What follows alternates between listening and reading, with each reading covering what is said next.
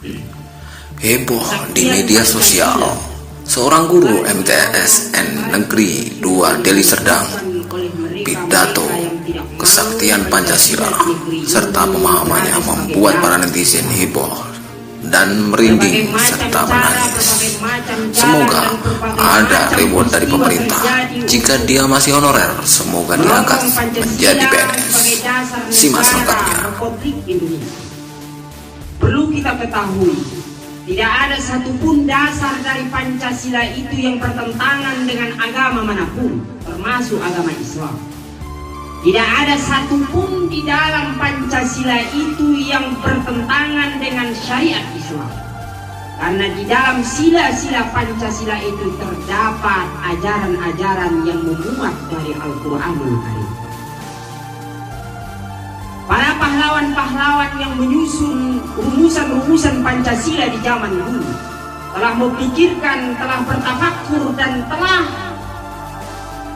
memohon beristikharah kepada Allah Subhanahu wa Ta'ala lewat munajat mereka, lewat doa-doa mereka, lewat istikharah mereka untuk menjadikan Pancasila tersebut sebagai dasar negara Republik Indonesia. Dan perlu kita ketahui, Indonesia terdiri dari berbagai macam suku, terdiri dari berbagai macam agama, dan terdiri dari berbagai macam bahasa.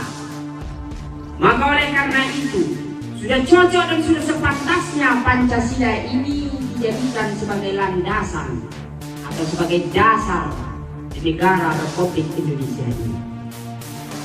Seandainya Al-Quran dijadikan sebagai dasar di negara ini, maka orang-orang yang non-Islam akan menyatakan tidak akan setuju. Seandainya Injil dijadikan dasar di negara ini, maka orang Islam dan orang lainnya tidak akan setuju yang beragama yang bukan Kristen. Maka jalan tengah diambil oleh para pejuang.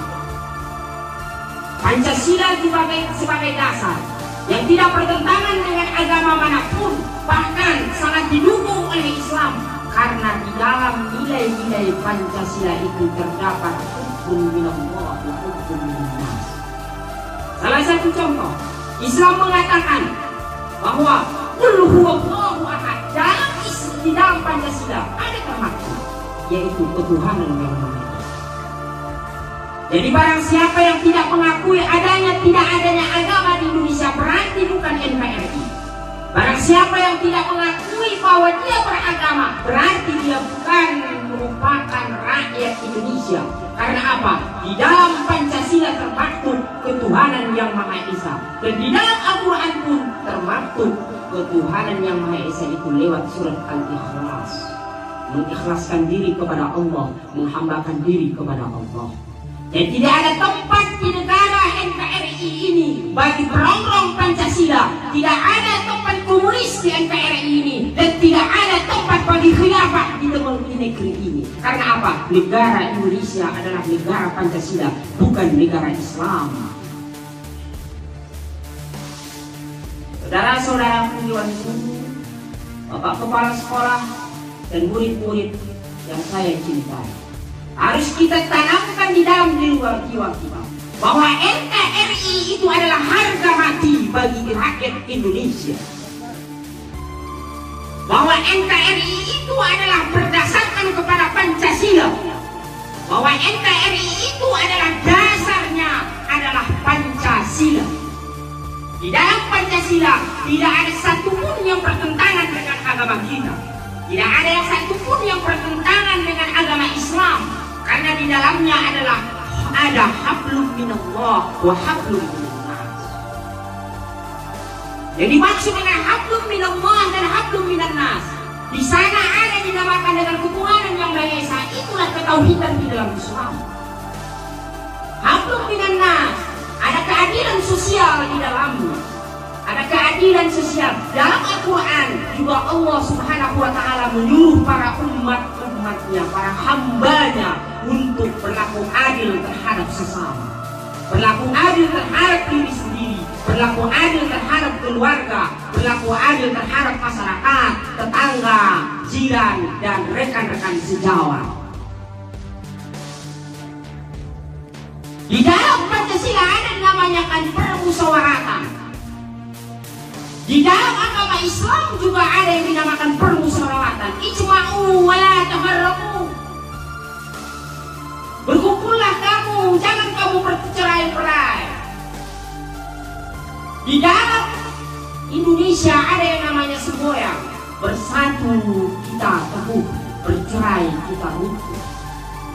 Maka dalam Islam juga dikatakan, bersatulah kamu wahai kaum muslimin, bersatulah kau wahai orang-orang Islam, maka musuh yang manapun tidak akan bisa menghancurkan kamu. Dalam Pancasila sudah termaktub, yaitu dia lewat permusyawaratan perkumpulan yang ada di dalam Indonesia. Persatuan Indonesia bersatu. Allah beberapa kali dalam Al-Quran, Nabi pun menyuruh dalam hadis. Jadi, apa dasar kita untuk mengatakan Pancasila tidak diterima sebagai dasar di negara ini? Padahal dalam Pancasila itu merupakan ada nilai intisari dari Islam tersebut. Para ulama dulu sudah beristikharah untuk menjadikan Pancasila ini sebagai dasar bagi negara ini. Maka oleh karena itu, wahai anak-anak, siapa yang mengatakan dan siapa bisikan dari siapapun yang mengatakan bahwa Pancasila itu tidak penting, maka buang jauh-jauh pemikiran itu. Maka harus kita saring kembali perkataan yang seperti itu. Karena yang bisa menyatukan di negara kesatuan Republik Indonesia ini pada masa ini itu adalah Pancasila. Terbukti kesaktian Pancasila ini beberapa kali lewat DITI, lewat pemberontakan yang terjadi di Indonesia ini, lewat pemberontakan PKI sudah 2 kali pemberontak, PKI Mediun dan PKI-nya DNID, lewat pemberontakan yang lain untuk menguji kesaktian dari Pancasila ini. Tapi alhamdulillah dengan ridho Allah, dengan rahmat Allah, dengan kekuasaan Allah, Pancasila kembali terlindungi untuk menjadi dasar di negara Indonesia ini. Kita tidak bisa menafikan, kita tidak mau Indonesia ini disuriahkan. Kita tidak mau Indonesia ini seperti Timur Tengah yang sekarang ini terjadi pertempuran antara saudara sendiri. Kita tidak mau di Indonesia ini terjadi yang namanya pemberontakan. Karena egoisme dari satu suku, dari satu golongan. Kita tidak mau di Indonesia ini tercerai-berai. Kita tidak mau di Indonesia ini ada yang namanya satu golongan yang ingin hidup sendiri, yang ingin mendirikan sebuah negara dalam negara. Tidak mau yang namanya di Indonesia ini ingin mendirikan sebuah negara dalam negara. Karena apa? Kita dan pejuang-pejuang kita, bahkan darah mereka korbankan, bahkan di dalam pemberontakan G30 SPKI ini sudah berapa jenderal-jenderal yang untuk mempertahankan negara ini rela nyawanya dikorbankan untuk mempertahankan satu Pancasila sebagai dasar negara. Anak-anakku yang saya sayangi dan rekan-rekan sahabat-sahabat guru, bapak kepala sekolah dan wakil kepala sekolah, inilah salah satu daripada yang dapat saya sampaikan dari intisari dari hari kesaktian Pancasila ini, di mana mari kita dengan ikhlas, dengan lapang dada menerima Pancasila sebagai dasar negara Republik Indonesia ini. Karena bagaimanapun Pancasila ini adalah hasil dari istikharah daripada para ulama-ulama dulu. Termasuk di dalamnya adalah salah satu ulama yang terkenal dari Jawa sana, yaitu Mbah Imam Hasyim Asy'ari, seorang ulama karismatik di tanah Jawa. Dan masih banyak ulama-ulama yang lain yang mendirikan negara ini, yang menjadikan dasar daripada negara ini Pancasila itu. Mereka tersebut merupakan tokoh-tokoh panutan di luar Pulau Sumatera sana, dan termasuk dari Pulau Sumatera ini pun ada.